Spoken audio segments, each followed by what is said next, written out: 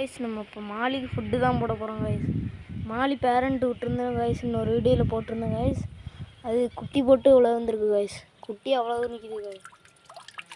எவ்வளோ குட்டி நிற்கிது பாருங்க. பேரண்ட் அடிக்கடி வந்துட்டு ஓடுதா கைஸ் பாருங்க. பேரண்ட்டு எல்லாம் பெரிய சைஸாக இருக்குது பாருங்க. பிளாக் கலர் வந்துட்டு போகுது, ஒயிட் வருது பாருங்க, எல்லாம் வருது கைஸ். வாங்க ஃபுட்டு போடுங்க இப்போ கொஞ்சம்.